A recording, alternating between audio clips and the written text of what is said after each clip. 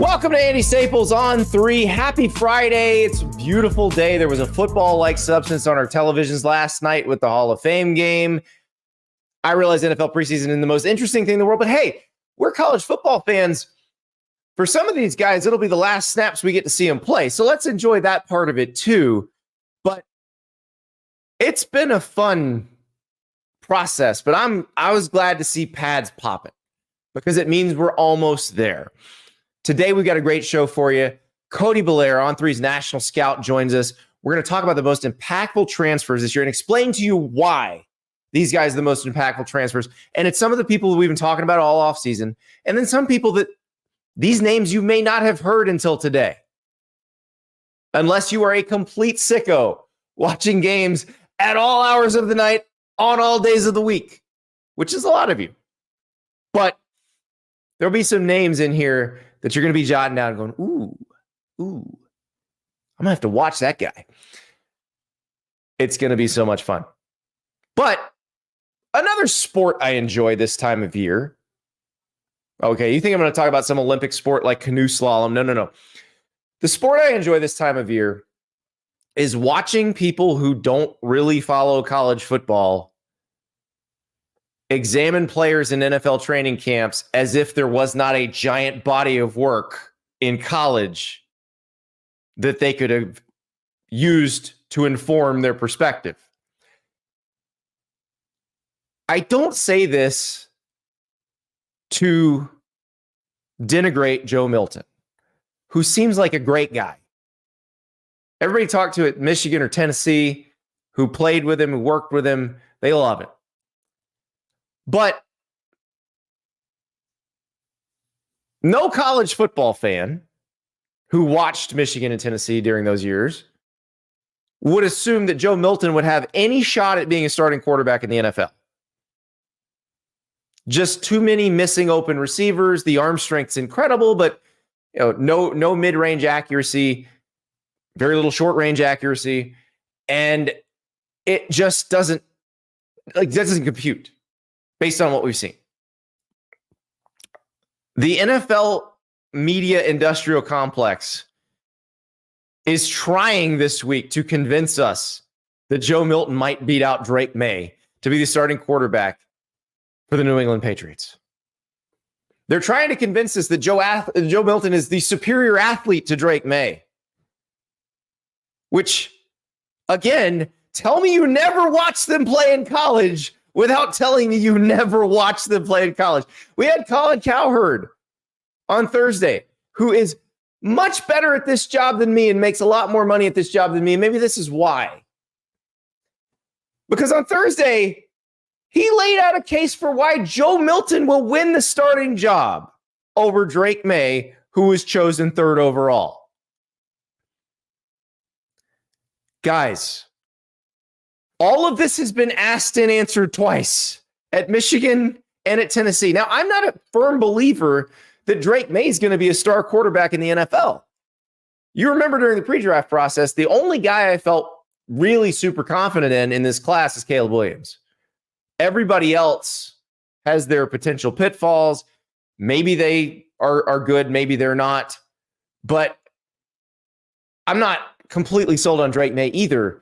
But if you give me the choice between those two guys, anybody who watched college football at all over the past 3 years is going to make the same choice. And NFL coaches who are much smarter than us about football are also going to make the same choice. I think I fell for the rage bait. I'm pretty sure that's what happened here. I think I did. And I'm sorry. Maybe I need to put out some rage bait.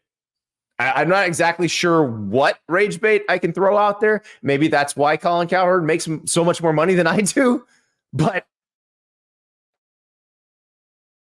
I just don't think I could sit here with a straight face and say that. Because I've watched them play. Reminds me, my friend Andrew Perloff, he has a radio show on WFAN now. He worked with Dan Patrick for years. He got into the kind of draft prospect story industrial complex at one point when we were both at Sports Illustrated. And so he would write about these quarterback prospects, and that kind of became his specialty. And there was a passage in something he wrote at one point, and he said, when I introduced you to Ryan Tannehill last year, talking to the reader, and I'm like, you introduced them to Ryan Tannehill? He plays in a stadium that seats 90,000 plus people. Millions of people watch these games on television. You didn't introduce anybody to squat. But that's what's going on here. You got to have something to drive the calls on WEEI, I guess. But again, the question's been asked and answered twice with Joe. Nice guy. Can throw a football over the mountains. Probably not an NFL starting quarterback. Is Drake May a star NFL starting quarterback? I don't know. Does he have better tools to potentially be one? Oh, yeah. That's why he got picked third. Don't take the bait, everybody. Don't take the bait. Okay, rant over. Little bit of news. We mentioned earlier in the week, Georgia receiver Rara Thomas got arrested. There was a count of cruelty to a child. There was a domestic violence charge. And we don't have the specifics of that case because the case is involving children. They don't release the police report. But we do know now that Georgia has dismissed Rara Thomas. Kirby Smart announced it on Thursday that Rara Thomas was not going to be continuing with Georgia's football team. So that ends that speculation. People were wondering, okay, were they going to bring it back? What does it mean? No, he's been kicked off the team. So that case, we'll see what happens with the legal system there. But Kirby Smart, Georgia have made their decision and they've dismissed him from the team. Now, we got to talk about happier news. And that is new faces, new places, people who are in situations where they may be ready to shine. You know, the transfer portal, sometimes guys just move around to be moving around. But a lot of times it's very purposeful. Somebody was in a place that was not great for them, and they go to a place where the scheme works for them, where they mesh better with the coach, where they're just happier. There's a bunch of those potential guys this year. There are a bunch of people who seem to be very good fits for where they landed. The question is, who's going to be the most impactful? The guy who's been scouting them for years is the best person to ask about that. Cody Bellaire, our national scout, he and I are going to break it down. The most impactful transfers in college football this year. And man, I am even more excited about this season, thinking about what some of these guys are going to do in their new places. We've done this a few times where we've talked about the new faces and the new places. In fact, last time we had this gentleman on the show, it was in the form of a game show. Whose team is it anyway? We were quizzing one another on who transferred where. But now I want to bring on Cody Bellaire for like a full-on nuts and bolts discussion. Cody, On3's director of scouting, we are going to talk transfers, impactful transfers. And you have a very unique perspective on this because when a lot of these guys were in high school, you were working for various teams scouting these guys. Yeah, you know, it's fun when you talked about the list of guys we wanted to kind of discuss and look over. A lot of those names, they bring back memories that aren't necessarily of them as college players as much as they were as high school prospects. A lot of these guys I remember seeing in person and being able to get on campus. So there's a lot of good players out there, man. And there's a lot of talent that has been exchanged across college football. So I'm excited to sit down and talk about it. Exchange is the right word. And you're like, they don't have trades in college football. Like we still haven't gotten a 1-for-1 swap yet where you had like one really impactful guy go from one school to another and somebody go to the other one. But it does feel like, well, I have a good place to start with that. I want to start on the defensive line. And I want to start with someone who, now these guys don't play the same position, but somebody who left Texas A&M for Ole Miss, and then somebody that Texas A&M acquired. Now, again, Walter Nolan and Nic Scourton don't play the same position. Right. But like when we talk about Ole Miss and the things that they had to do to get better, like Nick Saban got up there on ESPN during SEC Media Days and said he feels like Ole Miss, what was holding them back was being able to hold up on the line of scrimmage. And he said the guys they got this year should allow them to hold up better on the line of scrimmage. And 100%. Coming from him, I believe it. Absolutely. And we talk about a guy like Walter Nolan, who you're alluding to, right? The transfer from Texas A&M, but they got an absolute horse in Princely Umanmielen from Florida as well. These are two of the most sought after defensive linemen in the transfer portal this cycle, and both of them end up in Oxford. This could be Lane Kiffin's best shot at making the college football playoff since arriving at Ole Miss. These are two guys that are borderline top 100 NFL draft picks, like almost locks at this point. And I think it's about living up to their potential, right? These are players, Walter Nolan in particular, 5-star player coming out of high school, one of the top rated prospects in that absolutely loaded A&M defensive cycle that year. We need to see that 5-star show up. And I think the addition of Princely Umanmielen on the edge for Ole Miss will allow Walter Nolan to sort of get some singled up shots on the interior, and they are going to cause havoc for opposing offenses, I think, this year. Well, you mentioned the potential versus the production, and I think that was the question for Walter Nolan at Texas A&M.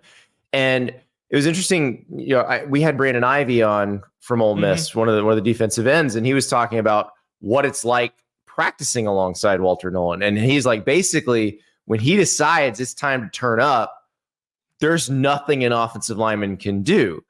But 100%. I feel like that's a common thread with a lot of interior defensive linemen. Like, I think at that size, it's awfully hard to be 100% on all the time. For sure. For Walter Nolan, how much more often does he need to be that?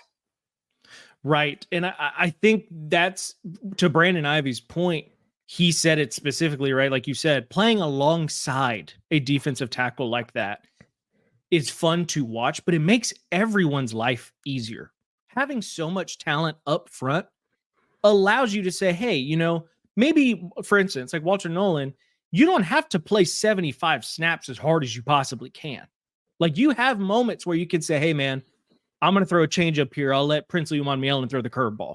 Or I'm going to have Brandon Ivey throw the fastball. I'll do the slider on the outside. You know what I mean? There's a lot of different ways you can approach attacking an offense, and being able to mix your pitches and sort of play, say, hey, I'm going to go 75% here. Now I'm going to go 100% here and on third down, and instead of going balls to the wall, first, second, and third down. I think having so much talent and being able to rotate guys up front allows you to sort of mix your pitches and throw your best shot when the time is right. Well, and I think that's interesting you bring that point up, because I think that affects Princely quite a bit as well, because that's sort of been the thing with Florida's defensive line the last few years, where there's been like one guy who's really good and all the focus goes on that guy. But they get relied upon so much, like Jervon Dexter. Now, he was a bigger one. He's an interior guy, but just relied upon to play on so many snaps that his effectiveness sort of wore down as the game went on. And we'll see with Princely if being with this level of talent alongside him, does that change his production level too? Because Florida has some pretty good edge rusher. They feel like even though they lost him, they're still going to be okay at that position. But I do wonder if he's alongside elite talent, does that change what he can do? Yep, I agree. I think it's about raising the floor of your defensive front. And I think Ole Miss did that this offseason. And I think we're going to see this Ole Miss front do some damage, because this is a group of guys that has not played together. And even though that's the case, I think all these guys, when they're on the field, if they're all clicking and they're all able to be on the same page together as a defense, oof, man, you can't single up all these guys. You just can't do it. And that's going to allow problems. That's going to give some big problems for offenses trying to line up against these guys. Yeah, and that's what. So we've talked about Ole Miss for like 5 minutes here. We haven't even mentioned a skill position player. Like we haven't mentioned Juice Wells, who they also got out of the transfer portal. But absolutely, that's the thing. Like at this point, I am now conditioned in the Lane Kiffin era that they're going to have great skill position players. Like I need to see the big guys up front be good, and that's completely. That's where. So we mentioned Walter Nolan leaving Texas A&M. Texas A&M also acquired an elite defensive lineman who was someone who grew up in their own backyard, used to work at Texas A&M.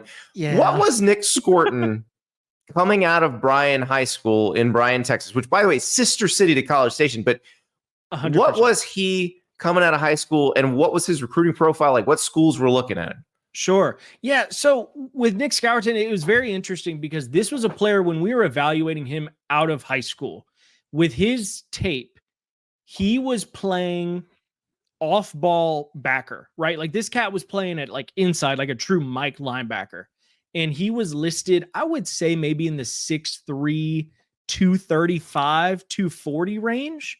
So body type wise, it was already of someone that you were like, okay, tweener body type. He's ready to go now as a backer. However, athletically, you were like, okay, he's a little more downhill. Hips are a little tight. He's got some hip stiffness. Can he really get sideline to sideline? I'm not sure on the athletic projection to off-ball linebacker. However, as an edge defender, you said, okay, can this guy put on that much more weight? Is this someone that's going to have to play edge at 245, 250? Is he going to bulk up and kick inside at like 280, 285? You were sort of playing around with the body type and you weren't sure exactly how he was going to fill out. And when he does fill out, is he going to retain that athleticism or is he going to get heavy-footed and slow? So for us, we said, you know what? We'll probably pass. We had some other options on the defensive front, other options at linebacker. We felt he was a tweener. Some other options on the defensive front, like the greatest defensive line haul of all time. Correct, right? And so you're like, okay, I think it makes sense to go ahead and pass. However, he was always looked at as a back-end option for the class if we got to that point. Of course, fast forward, Nic Scourton is now an absolute animal and would 100% play on this Texas A&M front. And talking to some of my guys that are in there, you know, I have some folks I used to work with that are in that building now, and they absolutely rave about this kid. Like, not only as a player, but they say the person and the leader he's been on and off the field is impeccable. This is a guy that's going to be a team captain for this new look Texas A&M defense. And I think the impact he could make is immense.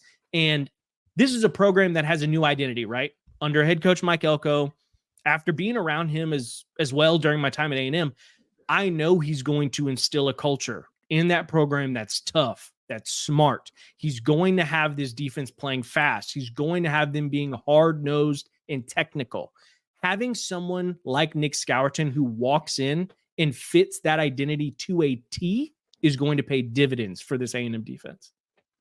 I'm excited to watch it because if they have as good of a defensive line as it looks like they might have, that travels. That makes Mike Elko's job easier in year one. It's not easy. I mean, that schedule is very hard. And in fact, I want to talk to you about some guys that they're going to see right off the bat. So Mike Elko, obviously very familiar with Riley Leonard, Notre Dame's new quarterback, because Mike Elko coached him at Duke. But there's a guy that you love that Notre Dame picked up. And it's interesting because there's probably some bigger names at this position that they took out of the portal. Like Bo Collins, who is at Clemson, probably the headliner of the portal class at Notre Dame. But Chris Mitchell from FIU is the one that you love.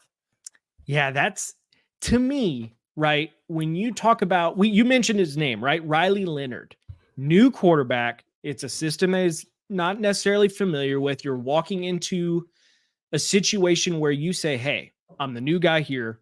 I got to find a guy that can be my safety net. That is Chris Mitchell. To me, that's the difference. When you talk about Chris Mitchell compared to a guy like Bo Collins, this is the guy that you say, when in doubt, feed me the football. Because Chris Mitchell, he had 1,100 yards, 64 catches last year at FIU. I believe he can be the guy that steps up in that Notre Dame room, which, by the way, did not have a wideout gain more than 500 yards last year. They Mhm. need someone that they can feed the football to and go to, whether that's 3rd and short, we're on 1st and 10, we need to take a shot. Kris Mitchell can win at every level of the field. And so I believe that he is the one that's going to become the safety net for Riley Leonard in this new setting for him.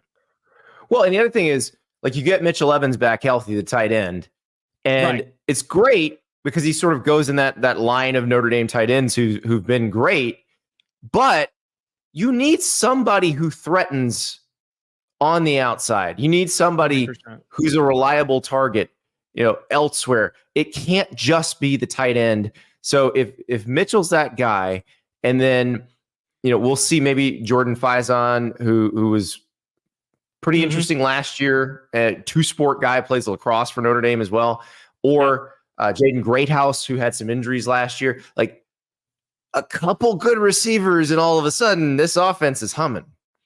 Right. It's a completely different group. Like, I mean, the way the offense moves, I think, is very dependent too on Riley Leonard and that ankle. That's a big factor in this too. I think we have to see how Riley Leonard operates, because he's a physical player, right? He's a guy that wants the ball in his hands. He wants to maneuver around. He wants to run the football. If that ankle starts acting up on him, right? And if you need to say, hey, that dimension of our offense is gone. We need quick hitters. We need ways to move the ball efficiently without necessarily running the ball or taking shots. To me, that's where Kris Mitchell and maybe a guy like Jaden Greathouse, where you say, hey, Jaden Greathouse could be like our H type of receiver. Kris Mitchell's maybe more of your F, where you say, hey, we can move these guys around and we can feed them the ball in all sorts of different directions. To me, Kris Mitchell's the one, though, that's the dynamic, twitchy guy that's going to hit his fair share of homers, but can also be a safety net underneath as well. And that's what Notre Dame has seemingly needed for a long time. Like, I'm thinking back maybe since Chase Claypool. Like, when's the last time they had somebody who really scared you out there? Right. I completely agree. And that's why I mentioned that stat last year. I mean, the receiver room has essentially been a ghost the last couple of seasons. Hopefully there's some life in it this year. So let's talk about the biggest names in the portal. Like, one of the probably the most sought after guy. Now, his recruitment didn't last long. In fact, the team he left didn't really get a chance to get him back. But let's talk Caleb Downs, because he's the name that comes up when we mention the transfer portal. He goes from Alabama to Ohio State. And when you talk to people who really watched Caleb Downs, who really know football, like, they speak in almost reverent tones of what he could do just as a freshman. Like, what does he bring to Ohio State's defense? Yeah, I'll use a quip that NFL Network's Daniel Jeremiah said that's been burned in my brain ever since I started listening to him. At the safety position, there's 3 dimensions of the game that they can affect, right? The ability to play man coverage, the ability to play zone, and the ability to stop the run. If you have a player that excels at 2 of those, you have a damn good football player. If you have a player that can do all 3, you have a generational talent. And Caleb Downs can do all 3. So if I'm Ryan Day and I just got this caliber of player on the defensive side of the ball, I am playing him anywhere and everywhere on that defense and just letting him go hunt. That's what the best ones do. You say, go play ball, and they do it. And I think the result of that will be forced turnovers and stops. And turnovers and stops turn into wins, and wins turn into championships. And ultimately, that's what Ryan Day wants, and that's what Ohio State fans want. The other thing for Downs that I find really interesting, because when we talk about these transfers coming in, it's also how they affect their teammates, how they allow you to change how you deploy the teammates. So it allows Ohio State to make Sonny Styles a linebacker. Sonny Styles is 6'4", 235. He has been playing safety, and he was not a bad safety. No. He was a pretty good safety at 6'4", 235, which means he's going to be an exceptionally fast linebacker who's now backed up by the best safety in the game. No question. And the bonus of that to me, Andy, is you can play games with offenses with guys like that. When you have players that have that type of versatility, those two could borderline switch positions and be completely fine. Let Sonny play the back half. He knows what he can do. Caleb Downs had the most tackles on Alabama's defense last year as a true freshman. He knows how to play against the run. So you can play all. If you're, the DC at Ohio State has to just be giggling when it comes to scheming things up and how he can deploy all these types of weapons, because the versatility that these guys bring. And the thing is, you can be versatile and not necessarily excel at certain aspects of the game. Those two excel at all three levels, which means you can genuinely do anything with them on the defensive side of the ball, and they will make an impact. It is scary. And that's why yes, we're high on Ohio State because they brought in Quinshad Judkins, because we think Will Howard can probably move that offense with Chip Kelly calling the plays. But I for me, it's the defense. It's so many guys who could be in the NFL right now came back. They added such a weapon in Caleb Downs, and he lets them do so many other things. But there's a guy on the other side of the ball that I'm completely fascinated by, who they got out of the transfer portal, and that's Seth McLaughlin. So Seth McLaughlin, one of the more talked about offensive linemen in college football playoff history, because he was the center who had problems snapping the ball to Jalen Milroe in the Rose Bowl against Michigan multiple times. He did, right? But that's not the player's identity, which is something that I need the college football community to remember, right? Like, Seth McLaughlin is going to be an NFL draft pick. Like, this guy is a dominant interior offensive lineman. To me, this is a cherry on top of the sundae type of player for Ohio State. Did Ohio State necessarily have a huge need on the offensive front, especially at center? I wouldn't say so, because I think Carson Hinesman at this point in their careers, I think Seth McLaughlin's a better prospect. However, Carson Hinesman ain't no slouch. He started 12 games last year. He was a quality player and is still fighting for a starting spot on this offensive front at guard. However, they bring back two dominant starters at left tackle and left guard. Donovan Jackson, left guard. I can't think of the left tackle's name. But Seth McLaughlin comes in at center. Those are three absolute dudes on the left side to the center position. Right guard and right tackle is a battle. However, they have quality depth on the offensive front. I think Seth McLaughlin, when you look at it, is an absolute treat on top of an already solid offensive front. You pair that up with an experienced vet and Will Howard, and this offense, especially, and a guy like Quinshad Judkins, like you mentioned, and all this offense has to do is take care of the football. And I think with a guy like Seth McLaughlin, Quinshad Judkins, Trey Henderson, Will Howard, all these pieces up front that have played the game for so long and have such good experience, it's just about taking care of the football and moving the chains. You have so much talent as an offense at Ohio State. Just move the ball forward and you're going to win games. Josh Simmons, the projected starter at left tackle there. Now, the McLaughlin thing is interesting to me because he did have to leave Alabama, because of the way it went down, because of what happened. He needed a fresh start, and it wasn't the only game that he had some issues. And with centers, it's like a yips thing. It's like a Chuck Knobloch throwing to first base. Yeah, Steve Sachs disease kind of situation. That's such a good analogy. But and also, I think the change of scenery might just eliminate that. Agreed. Because it just takes you it puts you in a different headspace. Completely agree. And I think it's funny because this is probably the first offensive lineman we're having this discussion with. And I'm excited because we're going to talk about some players down the line, especially a quarterback, that we can point to this for. But we've seen this happen with QBs, especially recently with the transfer portal, where we say, hey, just a new system, just a new belief system, a new environment can be the best thing to happen for some of these guys. And if that's the case with Seth McLaughlin at Ohio State, more power to him. And Alabama, meanwhile, replaces him with someone who Kalen DeBoer is very familiar with. They get Parker Brailsford, who is a 15-game starter at center at Washington last year, which that has got to be helpful, not only for Kalen DeBoer, for Jalen Milroe, but also for those other offensive linemen at Alabama who in the meeting room or even on the field can be like, hey, how'd you guys do this? I feel like you read my notes. And that's like exactly what I have here. Because you talk about Parker Brailsford joining DeBoer, and when you compare apples to apples here, I think, Andy, Seth McLaughlin's impact at Ohio State, I do not think touches the impact that Parker Brailsford brings to Alabama's team because of what you mentioned, right?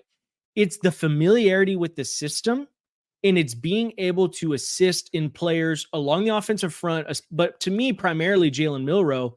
You got to remember, Jalen Milroe started his first full season last year. The guy's only started 13 games, right? That's still relatively new for quarterbacks amongst in terms of starters in the FBS. So with someone like Parker Brailsford and Kalen DeBoer who come in and you have to teach this new system to Jalen Milroe, having someone like your center be able to borderline teach your quarterback how this offense is supposed to look and what he's supposed to see, especially in terms of reads and diagnosing and understanding what you're looking at on defense, having someone like Parker Brailsford come in and essentially hold Jalen Milroe's hand through this process is, you can't put a price on it, in my opinion. And I think that could be secretly, like low key, one of the most underrated transfers in the entire country. Yeah, I can't wait to see what this offense looks like, because like you mentioned, the year 1 to year 2 jump that Jalen Milroe might make is, was big anyway. No matter if nothing had happened, it Right. would be fantastic. Mm-hmm. But now he's got Kalen DeBoer, whose offense might suit him better than what they were running with Tommy Rees last year. Like, I think it's possible. Now, here's the thing, and this brings us to another couple guys that we need to talk about. Alabama didn't really actually lose that much, but 2 guys went to Ohio State and 2 guys went to Texas, basically, in terms of guys that they really wanted who were going to be major contributors. There were some guys that were maybe not going to be starters who are going to be playing at Florida State and some other places, but 2 guys went to Ohio State. I mean, McLaughlin and Downs. Isaiah Bond, he of 4th and 31, 4th and goal from the 31 in the Iron Bowl, and Amari Niblack, the tight end. They go to Texas, which Texas really needed these guys.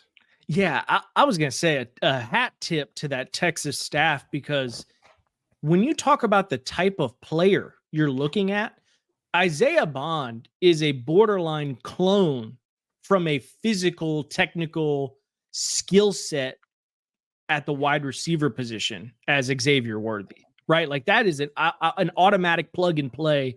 They're going to play the same type of role. They're going to be vertical stretchers that essentially threaten defenses every time they step up to the line of scrimmage.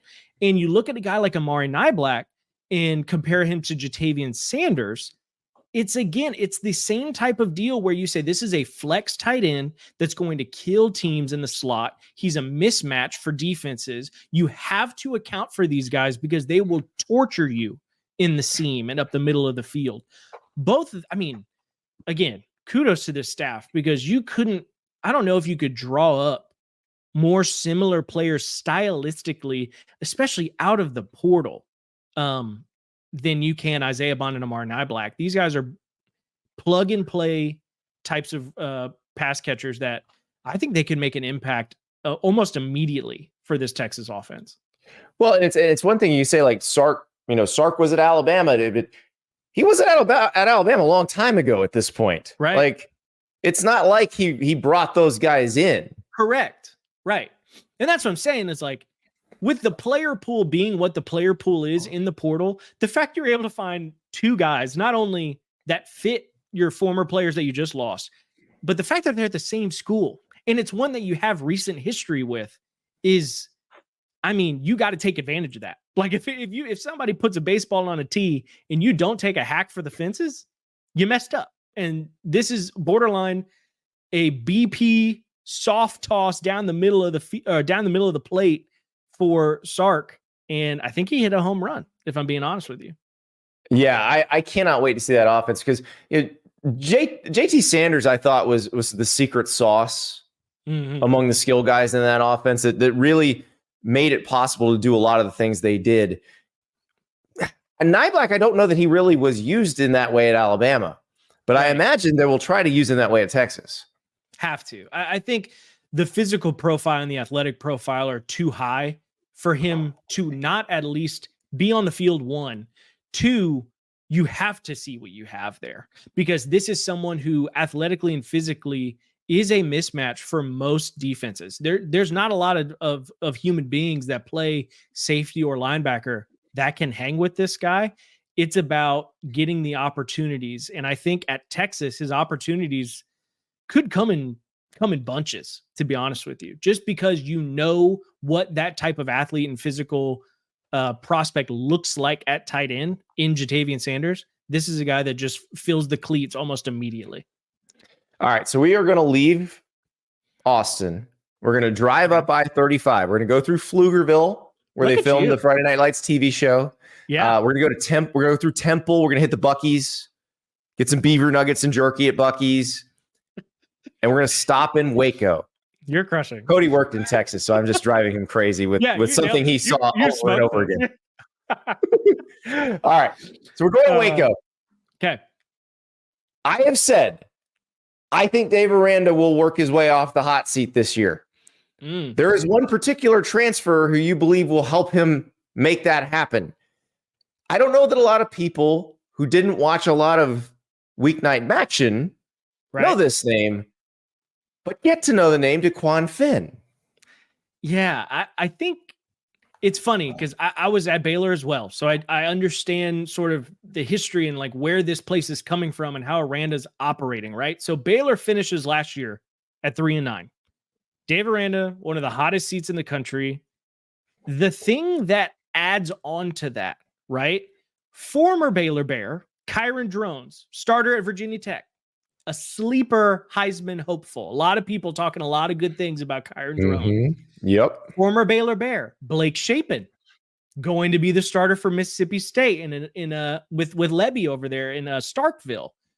Again, former starter at Baylor, goes to Mississippi State, could have a bright future there. Also former Bear, Gary Bohannon is going to be the starter at BYU.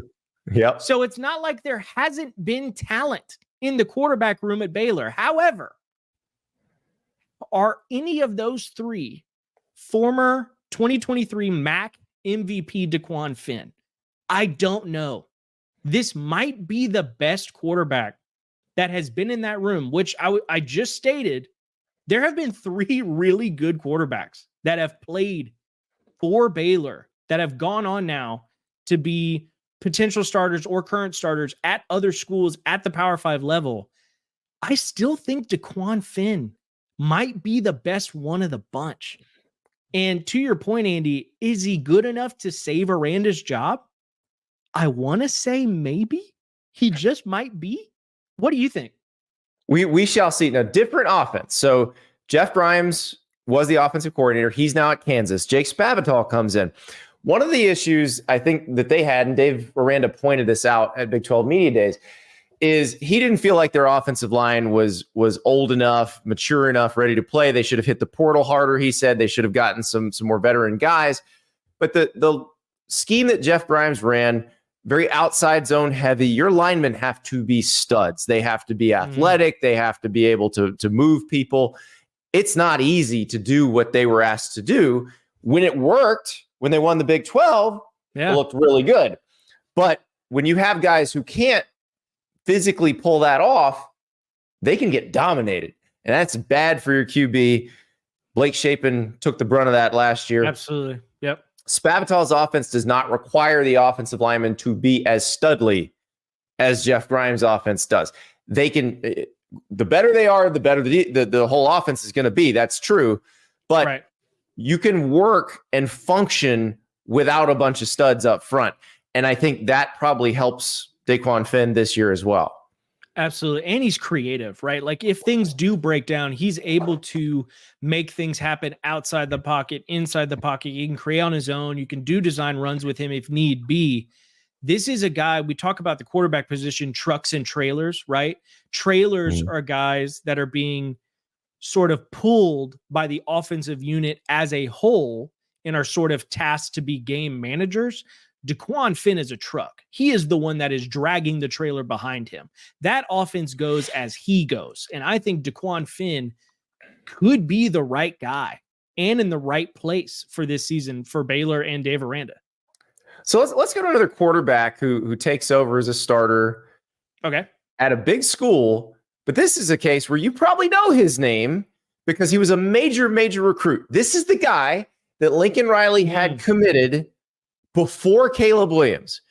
It wasn't until this guy flipped to Georgia that Caleb Williams then got recruited by Lincoln Riley at Oklahoma.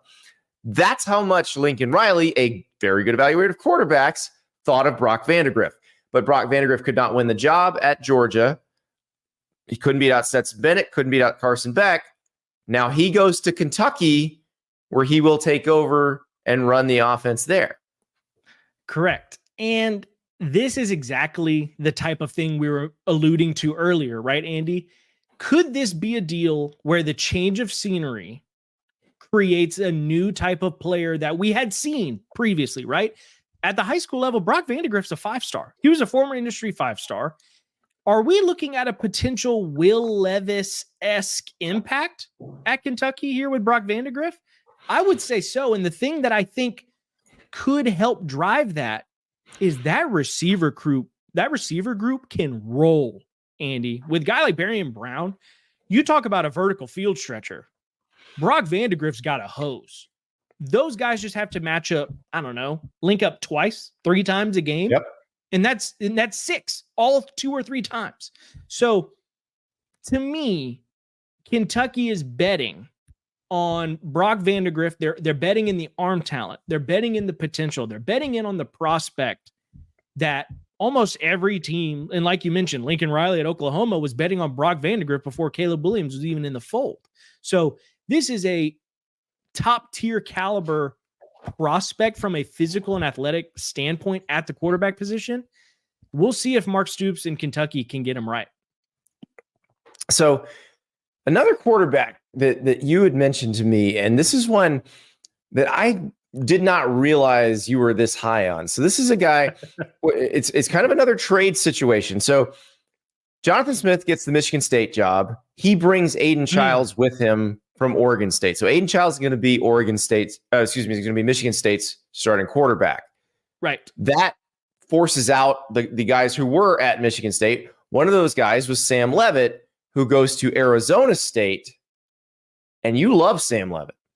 We do love me some Sam Leavitt. I'll give a gigantic hat tip to our director of recruiting here, our director of scouting here at On3, Charles Power, because Charles was pounding the table for Sam Leavitt for what felt like 18 months, I think, during our evaluation process.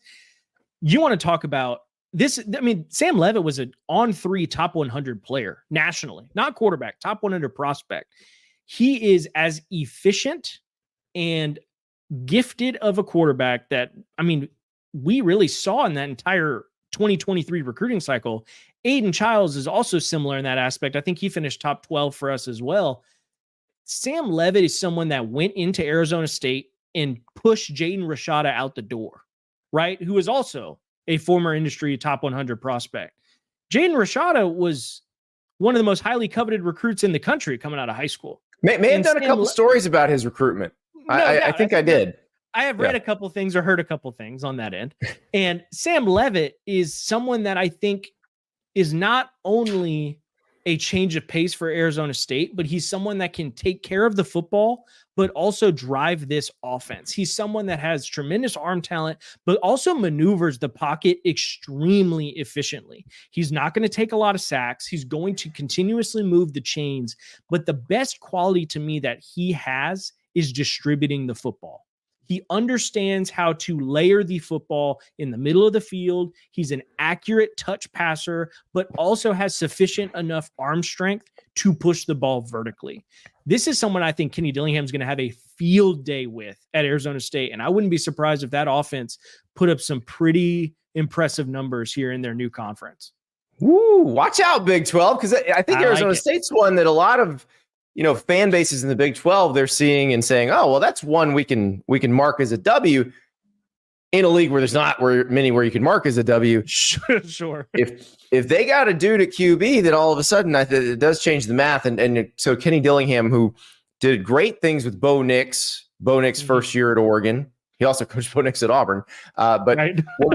worked well with Jordan Travis at Florida State when he was there. And, he's done quite well mentoring quarterbacks through the year. So I'm very excited to see how he works with them.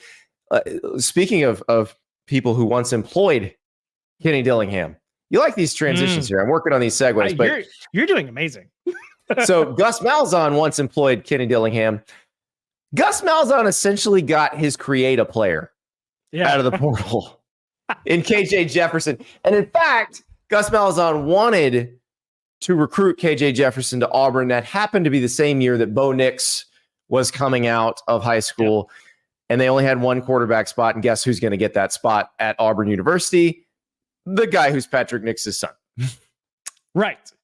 And I mean, KJ at UCF under Gus Malzahn, is that a match made in heaven, would you say? Yes. Andy, I mean, when we talk about pure transfer portal matches and marriages, that's the one to me that makes the most sense. Out of all the quarterbacks in the country, almost, that's the one where you say, oh yeah, that's going to work out. Because to me, Gus Malzahn knows what he wants out of his quarterback, and KJ Jefferson is essentially a plug-and-play type of player. He's a physical, downhill runner with the ball in his hands that has a bazooka attached to his arm that can stretch the field vertically and rifle the football at all levels of the field. Now, the biggest difference between, to me, KJ and a guy like John Reese Plumlee that had some success at UCF, John Reese Plumlee, in terms of passing and being efficient and taking care of the football, is not in the same conversation as KJ Jefferson. I think KJ has such a high amount of experience and understands that if he gets time and if he is being sort of put in positions to take shots, KJ Jefferson, I trust with taking shots under Gus Malzahn more than I do a guy like John Reese Plumlee, but they still have the factor of creating plays on their own with their legs. John Reese Plumlee, more of a twitchy burner home run hitter. KJ is going to be a sledgehammer, but I still think they move the ball efficiently on the ground and in the air. I think KJ is the one, though, that's going to take care of the football much better under Gus Malzahn than John Reese Plumlee did.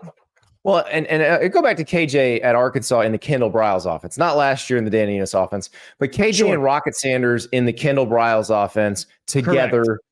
In the read option mesh. You're a defender. You're like, what the hell is going to happen here? And so now you take it's a different offense. Gus's offense is not the same as the Briles offense, but it is still very much a get the box count you want, and that determines whether you're going to run the ball or throw it. And now KJ Jefferson is in the mesh with RJ Harvey, who ran for 1,400 yards last year, who our guy Philip Duke says looks like the Thing from Fantastic Four, and Penny Boone, the transfer from Toledo. I mean, when we talk about evaluating and scouting, and we talk about players specifically, we have a tendency to overcomplicate things at times.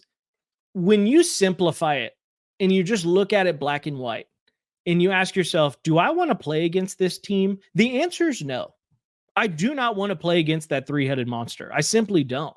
And they could be genuinely dangerous. Again, like you mentioned, that Big 12 is scary. It's just, there's too many scary thoughts there. It's just, it's go ahead, Andy. What you got? Let's add to the fear factor in the Big 12, because there's a guy you love who's joining a team in the Big 12 that already has some of the most potent offensive weapons in the league. Because the big story with Arizona was Jed Fish is leaving. Who's going to follow him? Who's going to stay? And Noah Fafita and Tetairoa McMillan, the quarterback and the guy who might be the nation's best receiver, decide they're going to stay. That causes the entire core group to stay at Arizona. Now, they did lose their best back, but Jecory Merritt comes over from New Mexico. Andy, we talked about him a little bit because he did happen to pop up in the Whose Team Is It Anyway game that we got to play. And I did get to glow up on him a little bit. I don't think the general college football community is prepared for Jecory Merritt suiting up for the Arizona Wildcats, because this guy is the definition of juice. Like, he ran for 1,200 yards and 17 touchdowns last year at New Mexico. This is a guy that was originally committed to Ole Miss, and they were going to have him compliment Ulysses Bentley. And instead, he ends up at Arizona, and he gets to stand back there with Noah Fafita, with Tetaroa McMillan on the outside. My notes say star Ric Flair, woo, star, because that's what this offense is going to be with those three guys in it. It's going to be so much fun. So we've just, UCF and Arizona, we've just pumped up the Big 12. Yeah. And we should, because again, you don't know. Dequan Finn, you don't know who's going to come out. Absolutely. That's the thing. And we talk about all these games that are going on. And I think I saw a tweet or something that was talking about these are going projected most televised. These are going to have the most eyeballs on them or whatever. Guys, folks listening, turn on a Big 12 game this year. Yes. Anyone. It doesn't matter. They're all going to be competitive. All of them. The Big 12 is wide open, and it's going to be super fun. I have a column that you could read at On3 right now about what I call pivot point games. They're the games, not necessarily a team's biggest game of the season, but the one where for both teams, it could really be kind of a make or break situation. Sure. And I picked a few games in the SEC and a few in the Big 12, a few in the Big 10 and a few in the ACC. I wrote the entire Big 12 schedule. I could not choose the games. Exactly. Because, truly, that conference is as wide open as it's ever been. And in comparison to some of the other conferences, like you mentioned, there's no clear dude in that conference. There really isn't. And that goes from top to bottom. There's no absolute bona fide number one, number two team, but there's also no bottom feeder either that you say, oh, they're finishing last. Like that, they don't exist in the Big 12, which bodes well for fans because it's going to be fun the entire time. Yeah, whether you're a fan of UCF, Arizona, Colorado, Oklahoma State, Utah, Kansas State, Kansas, Baylor, TCU. All of them. Bang. All of them. It's going to be fun. All right, I cannot let you go without bookending. We started out talking about Ole Miss. Lane Kiffin has been one of the kings of the transfer portal. Another guy who has been masterful in the portal at digging his team out of a hole, building it up to an elite team, and now maybe keeping an elite team, Mike Norvell at Florida State. So let's talk DJU at quarterback. Let's talk Marvin Jones Jr. off the edge. There's a bunch of guys that we could be talking about here, but it feels like this is one where it's a great mixture of what they brought in and what they already had. Yeah, and I think if we start with DJ Uiagalelei, it's the same conversation that we had with Brock Vandagriff, right? This is the type of player that was a former 5-star, arm talent, good athleticism, transferring. You know who that sounds like? Yes, it sounds like Brock Vandagriff, but it also sounds like a guy named Bo Nix. It's the same exact deal. It's a change of scenery. What can this do for a quarterback? We've seen it time and time again that sometimes all these guys need is a new coach, a new team, a new belief system. And here's the deal. This isn't something that is like, oh, yeah, every one of 50 guys that does this. If you look at the draft last year, 4 of the 6 first-round quarterbacks in last year's draft were transfers. So who is to say that DJU cannot be the next success story? Yeah, the one difference with DJU is we have seen him in another place because we saw him at Oregon State. True. But I've talked to Mike Norvell about this. He seems very confident that he can unlock whatever it is in DJU that's laying dormant. And he's seeing it at times. Like Mike Norvell knows probably better than anybody what the guy can do, because the last time DJU played in Tallahassee, He dissected Florida State. Scorched them. Correct. Exactly. I completely Probably the agree. best game he ever played at Clemson. 100%. And I think this is something that the supporting cast too that Florida State has put around DJU on the offensive front at the skill positions. This is a world that we live in where DJU could potentially, and again, we talk about trucks and trailers. He just has to be a trailer. You don't have to put the whole team on your back here. This is something where you say, hey, take care of the football. Let the ground game do what the ground game does here. And that defense, if we want to transition to Marvin Jones, right? That defense is extremely talented, especially up front. And I say, you bring in a guy like Marvin Jones Jr., which, by the way, can we talk about it? Marvin Jones Jr. wearing Florida State colors just feels right, doesn't it? Sure. With his dad play. I mean, exactly. So suiting up in the garnet and gold just feels right this season. But when we talk about the impact this could have, right, especially with Florida State's track record with defensive front guys like Jared from Verse, Georgia, guys like exactly right, Jared Verse, Braden Fiskey, Jermaine Johnson. These are all players who transferred in and became top 50 NFL draft picks. And if we're talking about the caliber of these guys as high school players compared to Marvin Jones, Marvin's in a completely different world than these guys were coming out of high school. So the ceiling of what Marvin Jones Jr. could be is astronomically high. Pairing up his frame with his athletic ability, if Norvell and company there at Florida State are able to get him right and turn him into the type of player that we saw in the SEC championship last year with with Marvin Jones at Georgia, I think he had like 3 or 4, he had like 3 sacks, 13 tackles. If they can unlock that guy to show up at every game for Florida State, they absolutely could have themselves another first-round pick along that defensive front. Well, and having Patrick Payton on the other side helps because that's a guy who was great last year. And it's funny because losing Braden Fisk, you think, okay, how are they going to replace somebody in the interior? Well, remember, Braden Fisk was supposed to be playing alongside another transfer named Darrell Jackson Jr. last year. Absolutely. But they wouldn't let Jackson play. He didn't get a waiver from the NCAA, so he sat out last year.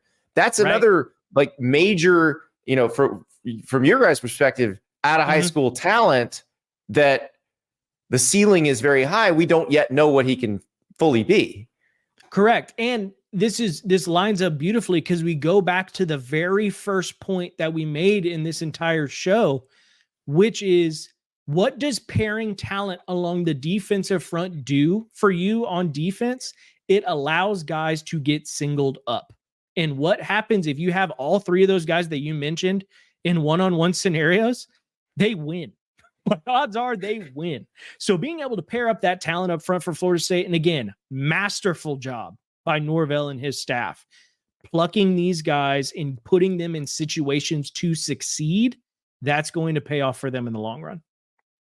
It's so exciting to hear what these guys could be. And I'm sure for these guys who may not have been in the ideal situation for themselves, getting into a scheme that works for them or getting into a situation that works for them has got to be so freeing.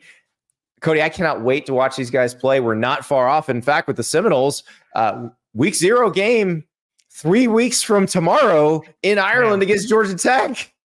It's amazing how fast this comes up. I tell you what, I've had a very exciting July.